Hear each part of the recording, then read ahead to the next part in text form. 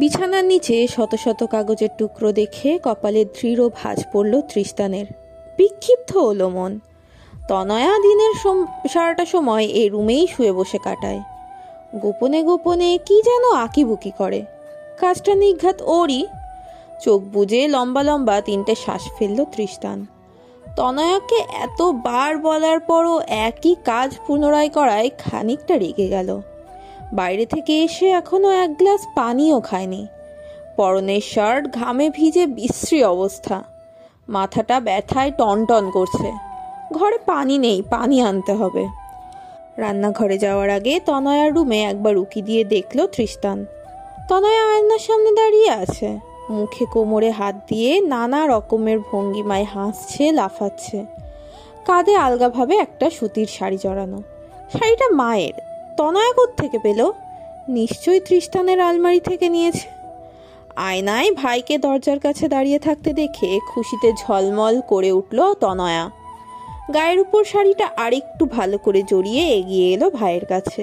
উল্লাসে ভরপুর কণ্ঠে বলল, ভাইয়া, আমাকে কেমন লাগছে? সুন্দর, মায়ের মতো সুন্দর লাগছে। তনয়ার চেহারা অনেকটা মায়ের ছোঁয়া পেয়েছে বলেই হয়তো। কিন্তু অকপটে প্রশংসা করতে পারল না তৃষ্টান। না চাইতেও গম্ভীর গলায় বলল, আমাকে না বলে মায়ের শাড়ি নিয়েছিস কেন? যেখান থেকে নিয়েছিস সেখানে রেখে আয়, যা। তনয়া জোরে জোরে মাথা দুলালো। সে রেখে আসবে না। তৃষ্টান উচ্চবাক্য করতে পারল না। বোনটার কিছু থেকে কিছু হলেই নির্দোষ চোখ জোড়া তাক করে তাকিয়ে থাকে। কেমন ড্যাবডেবিয়ে। সে চাইলেও কিছু বলতে পারে না। জোরালো নিঃশ্বাস ফেলে তৃষ্টান অনুমতি দিল। খেলা শেষ হলে শাড়ি রেখে আসবি, ঠিক আছে? তনয়া আবারও জোরে জোরে মাথা নাড়ালো। এবার না বোধক নয়, হ্যাঁ বোধক। তৃষ্টান তনয়ার হাস্যোজ্জ্বল মুখটা একটুখানি দেখে চলে যাচ্ছিল। তনয়া আটকে দিয়ে বলল, ভাইয়া, এই শাড়িটা পরলে কি আমি মায়ের মতো বড় হয়ে যাব? নিষ্পাপ কণ্ঠ। তৃষ্টান মুচকি হেসে তনয়ার মাথায় স্নেহেতে হাত বুলিয়ে দিল। তুই তো এমনিতেই বড়। না, আমি মায়ের মতো বড় হতে চাই। আচ্ছা, আমি শাড়ি পরবো, আমাকে পরিয়ে দাও না। তৃষ্টান শান্ত চোখে তাকালো। তনয়া আগের মতো ছোট নেই। বিয়ে হয়েছিল, বাচ্চা হওয়ারও কথা ছিল। মেয়েটা যথেষ্ট বড়। যতই ভাই হোক, বোনকে শাড়ি পরানোর অধিকার, বিবেক, সামর্থ্য কিছুই তৃষ্টানের নেই। এটা অসম্ভব। মৃদু গলায় তৃষ্টান বলল, নিজে পরে নেই। আমি শাড়ি পরতে পারি না ভাইয়া। তাহলে পরার দরকার নেই। কিন্তু আমি পরতে চাই। পরে পরিস, আমি কাউকে ডেকে আনবো। না, আমি এখন পরবো। এখন মানে এখন, এখন এখন এখন। সারাদিনের ক্লান্তি, বিশ্রামহীন ঘুমু চোখে, তিক্ত মেজাজ, সব মিলিয়ে নিজেকে সামলাতে পারল না তৃষ্টান। রেগে যেন মুহূর্তেই হানা দিল সর্বাঙ্গে। অনেকটা উচ্চস্বরেই ধমকে উঠল, একবার বলেছি না পরে পড়তে? তবুও তর্ক করছিস কেন তনয়া? আর কত জ্বালাবি আমাকে? একটু শান্তি কি আমি পাবো না? সারা জীবন কি তোদের পেছনেই আমাকে দৌড়াতে হবে? কয়েক সেকেন্ডের জন্য থমকে রইল তনয়া। ভাইয়ের হঠাৎ রাগের কারণ ঠাউর করতে পারল না। আস্তে আস্তে জলরাশিগুলো ভিড় জমালো নেত্রের একদম কোণ ঘেঁষে। বোঝা গেল তনয়া কাঁদছে, ফুপিয়ে ফুপিয়ে, অথচ মুখে স্পষ্ট ভয়, আতঙ্ক। তৃষ্টান ফিরে চাইল না। থুপথাপ পায়ে নিজের রুমে চলে এলো। ওখানে আর এক মুহূর্ত থাকলে হয়তো মেয়েটাকে সে আরও বকত। রুমে আসার কিছুক্ষণ পরই তৃষ্টান বুঝল তনয়াকে সে অকারণে বকে ফেলেছে। এতটা বকা উচিত হয়নি, বুঝিয়ে বললেই তো হতো। কিন্তু ততক্ষণে দেরি হয়ে গেছে। অবুঝ তনয়া বিশাল অভিমান আঁকড়ে বাসা থেকে বেরিয়ে গেছে। রুমে, বারান্দায়, বাথরুমে কোথাও নেই। তৃষ্টান পাগলের মতো শার্ট গায়ে জড়িয়ে বেরিয়ে পড়ল তনয়াকে খুঁজতে। তৃষ্টান প্রায়ই তনয়াকে বাসায় একা রেখে বাহিরে যায়। এ সময় কোনো দুর্ঘটনা হলে যেন তনয়া নিজ থেকেই ঘর থেকে বেরোতে পারে, তাই দরজার ছিটকিনি খোলা শিখিয়েছিল সে নিজেই। এখন আফসোস হচ্ছে, শেখানো উচিত হয়নি। সেই সাথে রাগ হলো এই ভেবে বাবার কেন এই জঙ্গলের মতো জায়গাতেই বাড়ি বানাতে হলো। তনয়া যদি এখন জঙ্গলে হারিয়ে যায় তখন সে কিভাবে খুঁজে পাবে বোনকে? উদ্ভ্রান্তের মতো সারা জঙ্গল খুঁজেও তনয়াকে পেল না তৃষ্টান। ফোনে ততক্ষণে সরোজ, রহিম সবাইকে খোঁজার জন্য তাগাদা দিয়ে ফেলেছে, কিন্তু কেউ পাচ্ছে না। আশ্চর্য, এইটুকু সময়ের মধ্যে মেয়েটা গেল কই? তখন সকাল শেষে দুপুর 3টে। তনয়াকে না পেয়ে মুখটা শূন্য হয়ে গেছে তৃষ্টানের। পরনের কাপড় এলোমেলো, কুচকানো, ময়লা, অস্পষ্ট ব্যথায় কাতর হয়ে আছে চেহারা। সে মাথা নুইয়ে ছন্নছাড়া ভাবে হাঁটছে।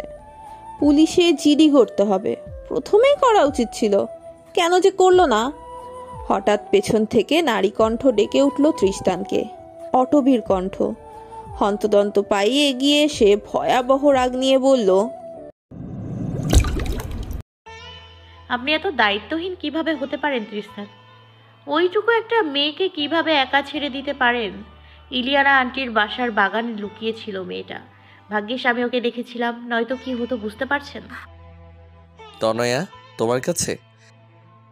ক্ষীণ কণ্ঠস্বর, গলা ভাঙা। গভীর ব্যক্তিত্বের মানুষটাকে এক মুহূর্তের জন্য চিনতে পারল না অটবী। এতক্ষণে খেয়ালে এলো ছেলেটার চোখ মুখ শুকিয়ে কালো দেখাচ্ছে, ঘেমে আছে বাজেভাবে, চোখ দুটো লাল, গাল অল্প ভেজাও। তৃষ্টান কি কেঁদেছে? কৌতূহলী অটবী মনের প্রশ্নটাই করল। আপনি কাঁদছেন? উপাস থেকে উত্তর এলো না। তৃষ্টানের শান্ত দেহে কেমন যেন তাড়াহুড়ো লেগে গেছে। অটবীর হাত শক্ত করে মুঠোয় পুড়ে নিয়েছে সে। তনয়াকে কোথায় রেখেছো? আমার বাসায়। চলো। অটবী বিস্ময়ের টু শব্দটিও করতে পারল না। তৃষ্টানের শক্তপোক্ত হাতটা বাঘের থাবার মতো ধরে আছে ওকে। অরবিন্দ অটবীতে তৃষ্টান ঢুকল না। গেটের ওপাশ থেকে দাঁড়িয়ে থেকেই বলল, তনয়াকে নিয়ে এসো। অটবী মাথা দুলালো মাত্র, বিনা বাক্যে তনয়াকে নিয়ে এলো। মেয়েটা শাড়ি পরেছে, মুখে এখনো কান্নার ছাপ, কিন্তু ঠোঁটের কোণে জল জলে হাসি। দীর্ঘ 3 ঘন্টা খোঁজাখুঁজির পর বোনকে পেয়ে তৃষ্টান অনুভূতিহীন হয়ে পড়ল। তার ভেতরের খবর কেউ জানে না, জানবেও না। এতক্ষণ সে কাটা মুরগির মতো ছটফট করেছে, আর এখন বরফের মতো জমে আছে। অটবী হালকা গলায় বলল, ও আসলে শাড়ি পরতে চাইছিল বারবার, তাই পরিয়ে দিয়েছি। তারপর একটু থেমে বলল, আপনি কি ওকে মেরেছেন? তৃষ্টান নড়ে চড়ে দাঁড়ালো। নিশ্চল চোখে তাকিয়ে অটবীর কথার অর্থ বুঝতে চাইল। সে তনয়াকে মারবে কেন? শুধু তো বকেছে। অটবী আবারও বলল, ইলিয়ানা আন্টির বাগানে বসেও কাঁদছিল। আমি ওর কাছে যেতেই বলল, আপনি নাকি ওকে মেরেছেন, শাড়ি পরতে দেননি। সঙ্গে সঙ্গে তনয়ার দিকে তাকালো তৃষ্টান। মেয়েটা এখনো হাসছে, অবুঝ হাসি। ছোট্ট নিঃশ্বাস ফেলে বলল, মারিনি, বকেছি শুধু। বকবেন কেন? ও কি কিছু বোঝে? এ কথার জবাব পাওয়া গেল না। তৃষ্টান এক মনে বোনের মাথায় হাত বুলিয়ে যাচ্ছে, মনে মনে বারবার বলছে, আর বকবো না তোকে বোন, আর কখনো বকবো না। অটবী ভাই বোনের এ সময়টুকু মস্তিষ্কে গেঁথে নিল। কি সুন্দর দৃশ্য! আপনা আপনি মুখে হাসি চলে আসে। আলতো হেসে বলল, তনয়া আমাকে চিপস আনতে বলেছিল ওর জন্য, আমি ভুলে গিয়েছিলাম। যাওয়ার সময় ওর জন্য কিনে নেবেন। তৃষ্টান মাথা দোলালো। তুমিও চলো। জি, কোথায় যাব? চিপস কিনে দিব, চলো। অটবী যেন বুঝলো না, চোখ দুটো সরু করে তাকালো, কপালে ভাঁজ ফেলে জিজ্ঞেস করলো, চিপস কাকে? তোমাকে। আমি কি বাচ্চা? আমাকে কেন কিনে দেবেন? বিরাম চিহ্নের প্রশ্নবোধক চিহ্নটা মাথায় ঘুরঘুর করছে অটবীর। সেই চিহ্ন চট করে আশ্চর্যবোধকে পাল্টে হাতটা টেনে ধরল তৃষ্টান, ভীষণ নির্দ্বিধায়। নির্লিপ্ত কণ্ঠে বলল, আমার তোমার সাথে আরেকটু থাকতে ইচ্ছে করছে। অটবি থমকালো, থতমত খেয়ে প্রায় সঙ্গে সঙ্গে জিজ্ঞেস করলো, কি বললেন? তনয়া তোমার সাথে থাকতে চাইছে। আপনি এটা বলেননি। আমি এটাই বলেছি অটবি। অধৈর্য অটবি মানল না, ঘোর আপত্তি জানিয়ে বলল, আপনি মিথ্যে বলছেন, আমার স্পষ্ট মনে আছে। কথা বলতে বলতে অটবি থেমে গেল। তৃষ্টান তাকে পাত্তাই দিচ্ছে না। তনয়ার চুলগুলো বাতাসে উঠছে, সে সেগুলোই ঠিক করে দিচ্ছে বারবার। বিশ্রী রকমের বিরক্ত হয়ে অটবি বলল, আপনি আমার হাত ছাড়ুন তো, যখন তখন হাত দিয়ে টানাটানি করেন কেন? অথচ তৃষ্টান ছাড়ল না, বরং সে যেন আরেকটু শক্ত করেই ধরল। অটবি টের পেয়েছে, মৃদু গলায় বলল, তোমাকে চিপস কিনে দেওয়া যাবে না, চকলেট কিনে দেব। আমি আপনার দেয়া জিনিস নিব বলে মনে হয়? হয়। আমি জীবনেও নিব না। এতক্ষণ বাদে তৃষ্টান অটবির দিকে তাকালো, তবে হাসল না। গাঢ় গলায় বলল, আমি জোর করে দিয়ে দিব। গাছের ছায়া নিচে বসে থাকতে অটবির মন্দ লাগছে না। আশেপাশে খুব কম মানুষজন, বেশিরভাগই স্টুডেন্ট। অটবির একটু অস্বস্তি হলো, জড়সড় হয়ে বসলো খানিকটা। সে বাসার জামা পরেই চলে এসেছে, ওড়নার কোনাও খানিকটা ছেঁড়া।